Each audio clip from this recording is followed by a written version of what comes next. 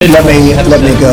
Indian officials have said that there are other countries that are buying Russian oil. It's okay. Like China, for instance, It's buying okay. more. Yeah. Why are you singling India out for these additional It's only sanctions?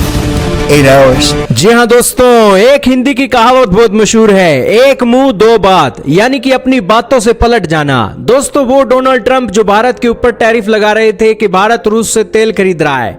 Bharat के पत्रकारों ने जब Trump से पूछा कि और भी देश रूस से तेल खरीद रहे हैं, क्या आप उनके ऊपर भी सैंक्शन लगाओगे, तो उन्होंने कहा कि अभी रुक जाइए, 8 घंटों का समय है। और फिर एक और पत्रकार ने उनसे सवाल पूछा कि क्या रशिया और यूक्रेन की जंग रुक जाती है, तो क्या ये टैरिफ भारत के ऊपर जो लगाए गए हैं ये क्या हट जाएंगे। तो इसके ऊपर डोनाल्ड ट्रंप ने कहा कि उस समय की बात उस समय को देखेंगे, लेकिन अभी के लिए भारत को ये 50% का टैरिफ देना होगा। यानी कि डोनाल्ड ट्रंप कोई गारंटी नहीं दे रहे हैं कि ये टैरिफ उन्होंने रूस के तेल पर एक लगाई हैं। इसके अलावा भारत के ऊपर ही सैंक्शन लगे हैं। चाइना सबसे ज्यादा तेल खरीद रहा है।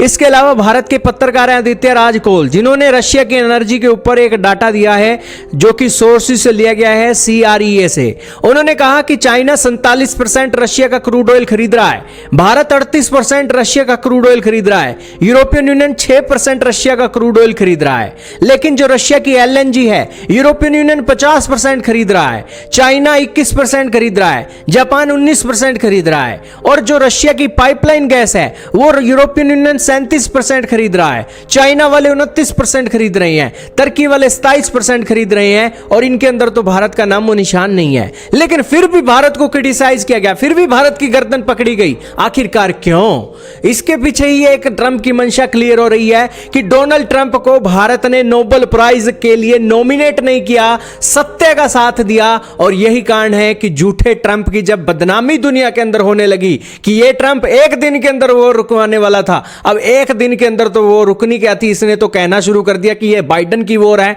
हम तो बस इसको रुकवाने की ये बातें कर रहे हैं। यानी कि वो जुमला था दोस्तों, जुमले की बातें कर रहे हैं डोनाल्ड ट्रंप, और अमेरिका का राष्ट्रपति के तौर पर ये एक जुमले के तौर पर अपनी सरकारें चला रहे हैं।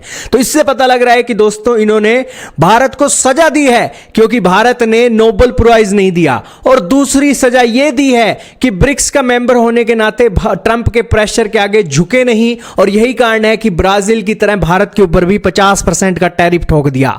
अब दोस्तों आप ही फैसला कीजिए कि यूनाइटेड स्टेट्स को इतनी खुली छूट देना और भारत का यूनाइटेड स्टेट्स को जवाब ना देना, क्या यह सही चीज होगी? आप अपनी राय का इजहार कमेंट सेक्शन में कीजिएगा। लेकिन डोनाल्ड ट्रंप भारत से इसलिए नाराज नहीं है कि रशिया से तेल हम खरीद रहे हैं, या फिर यूक्रेन के अंदर लोग मर रहे हैं, या फिर रशिया यूक्रेन की जंग चल रही है। ट्रंप इसलिए नाराज है क्योंकि भारत और ट्रंप के बीच अब बातें पर्सनल हो गई हैं। ट्रंप अपनी बेइज्जती को छुपाने के लिए भारत को क्रिटिसाइज कर रहे हैं, प्रेशर बिल्डअप कर रहे हैं, और अब तो दोस्तों टैरिफ लगाने की बातें भी क्लियर हो गई हैं। यानी कि दोस्तों भारत और अमेरिका के रिश्ते गए दोस्तों खूह खाते के अंदर।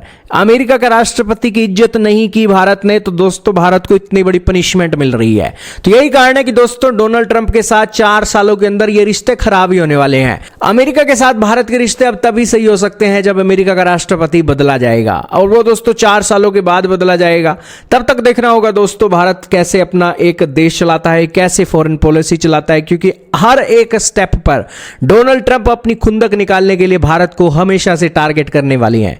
खैर आने वाले समय में भारत को बहुत मुसीबतों का सामना करना पड़ सकता है, क्योंकि ये ट्रंप अपनी जाति दुश्मनी निकालने के लिए भारत को हर एक वीक पॉइंट पर अब दोस्तों क्रिटिसाइज करेंगे, कोसेंगे, और पूरी दुनिया के सामने भारत की बदनामी करेंगे। आपका क्या मानना है दोस्तों ट्रंप के इन एक्शनों के लिए? क्या भारत देश तैयार है?